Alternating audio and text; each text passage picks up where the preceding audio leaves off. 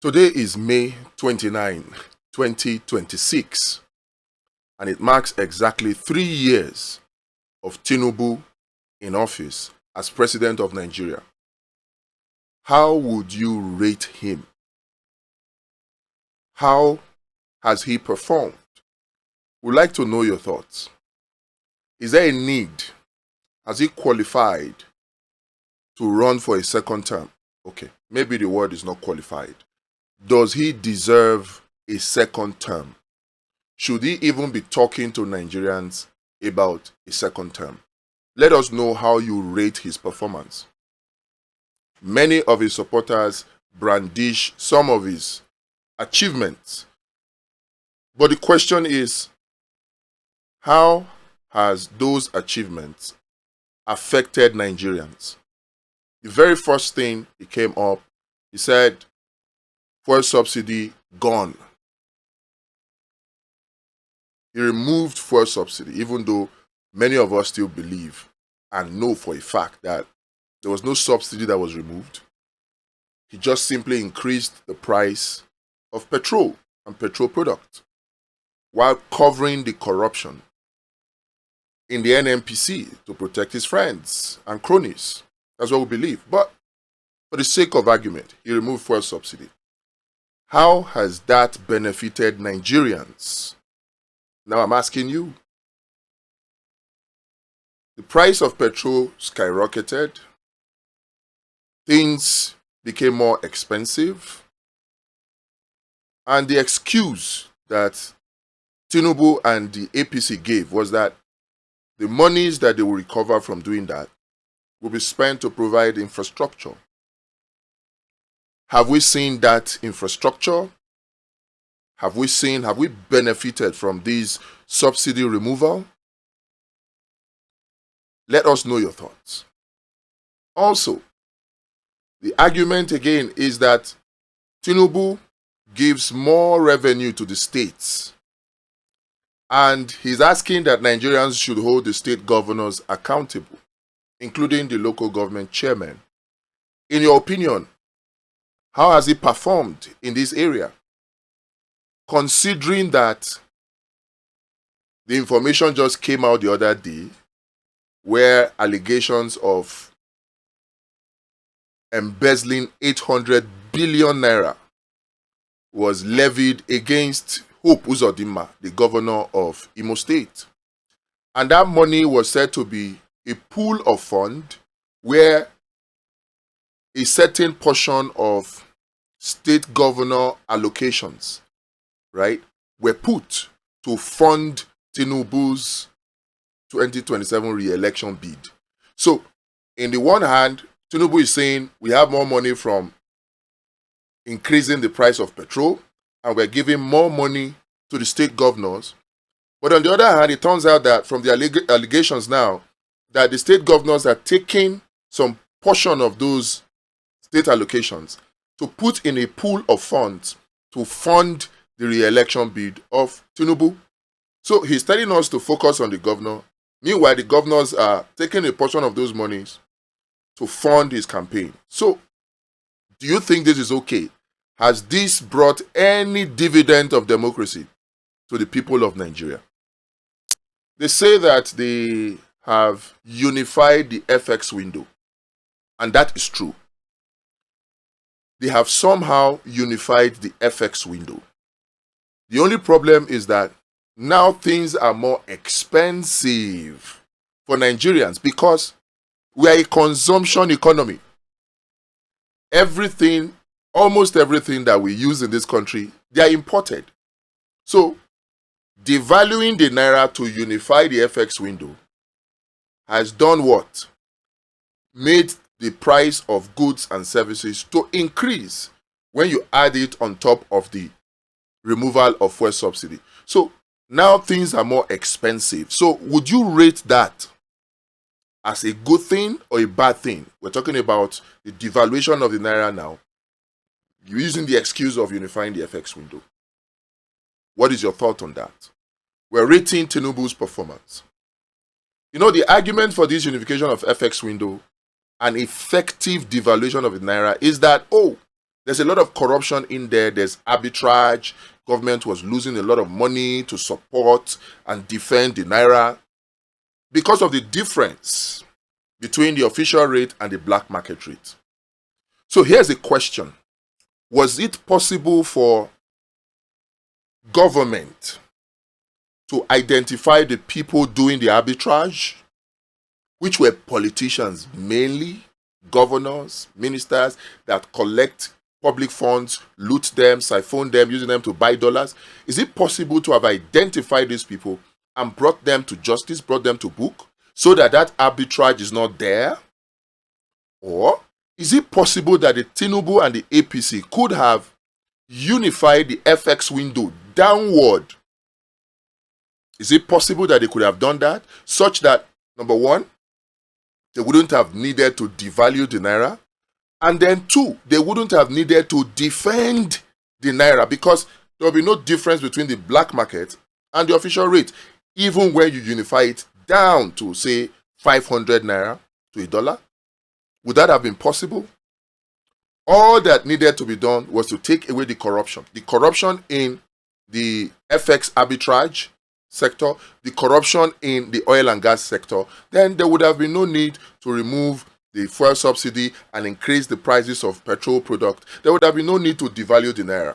So in the light of this, how would you rate the performance of Tinubu in terms of removal of fuel subsidy and devaluation of the naira? How has he affected Nigerians? Has he affected Nigerians positively or negatively? Electricity generation.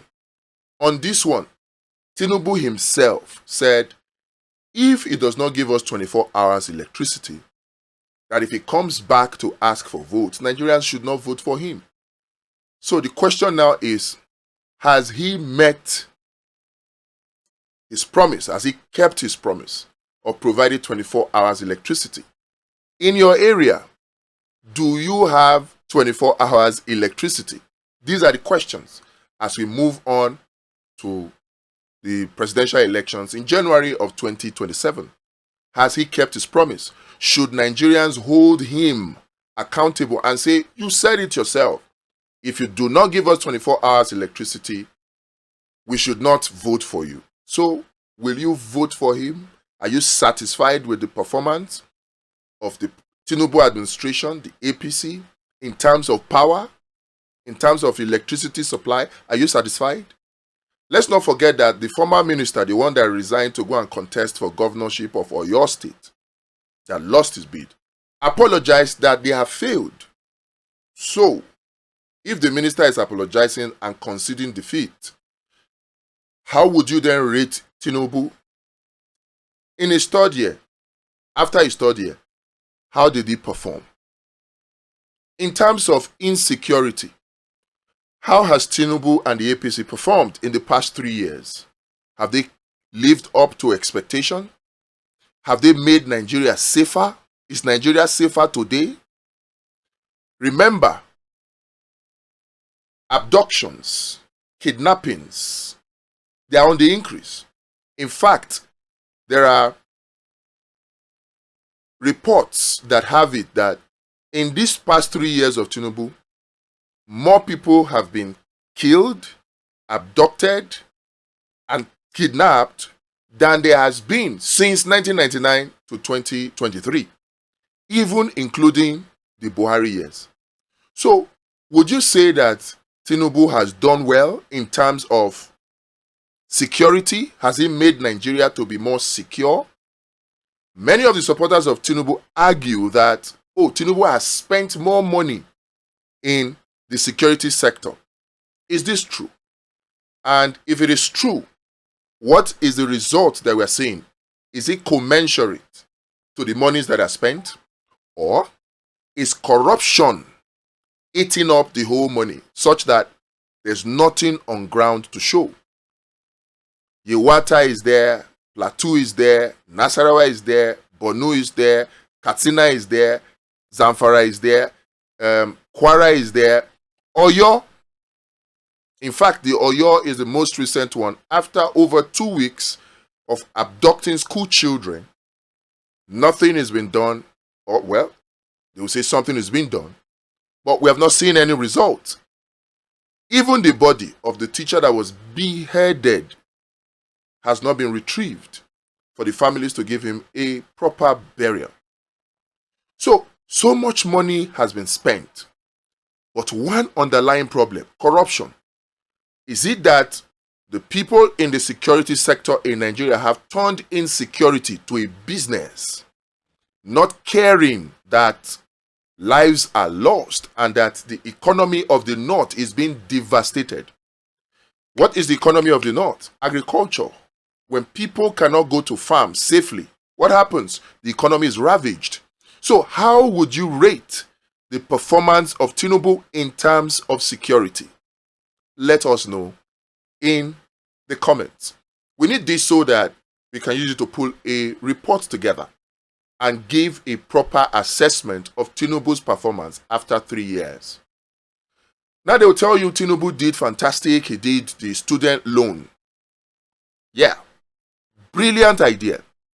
It's just that, like other policies or programs executed by this Tinubu and APC administration, they have good ideas, but the implementation is laden with corruption, inefficiencies.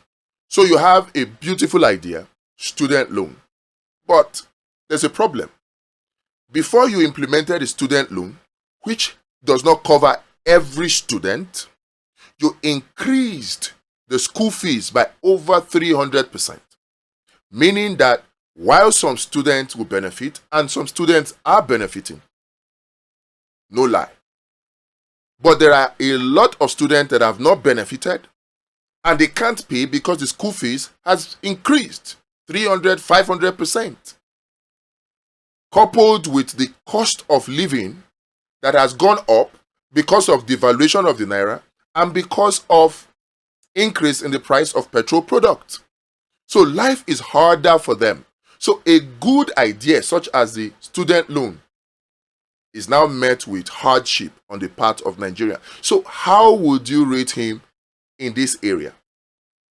Let's not forget that even the electricity that is not 24 hours yet, as promised by Tinubu after 3 years in office, that electricity has been increased in terms of tariff, and Nigerians now pay more for darkness.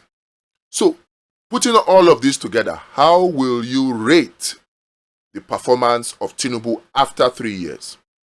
Let's not forget that we are in a Tinubu APC administration where a student was bitten by snake and they took him to hospital and there was no anti-venom.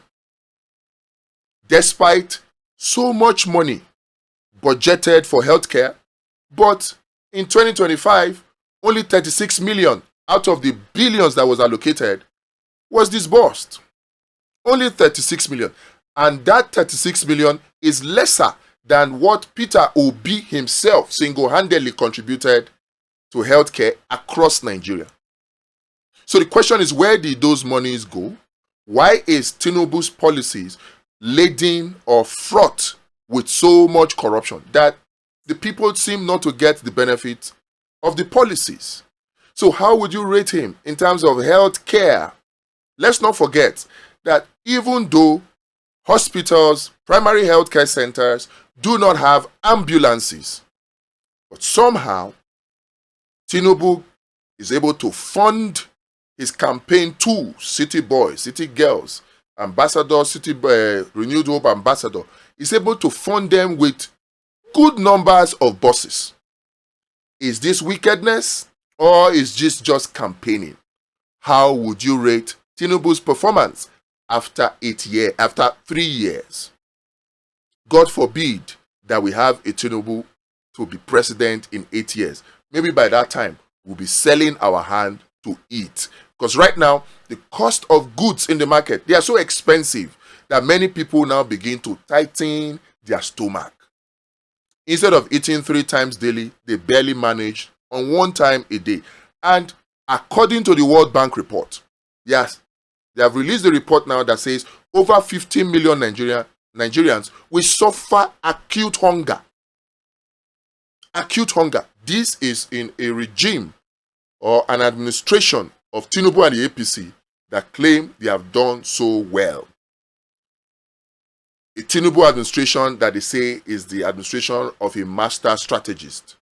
So as Nigerians, let us rate him. Has he done well in these areas? Which other areas did I miss out that you feel he performed very well in? So that we can analyze it. And don't forget to let us know your thoughts. And while you do that, let us not forget, 2027 will be a referendum to be the people against the elite. And we need these answers to make the right choice. If 2027 election is not free, fair, and credible, then godfatherism will continue to grow stronger, and maybe we'll have more of what we have now, which is hunger, insecurity, poverty, health, sickness, dilapidated roads, poor health care, and all of that. So we need the 2027 election to be free and fair. And for that to happen, we need votewatch.pro. And of course, we need you to participate in the continuous voter registration exercise. Get your PVC. So that if after you have rated Tinubu's performance and you find that he has not performed well, you will be eligible to kick him out in 2027. God bless you, and God bless the Federal Republic of Nigeria.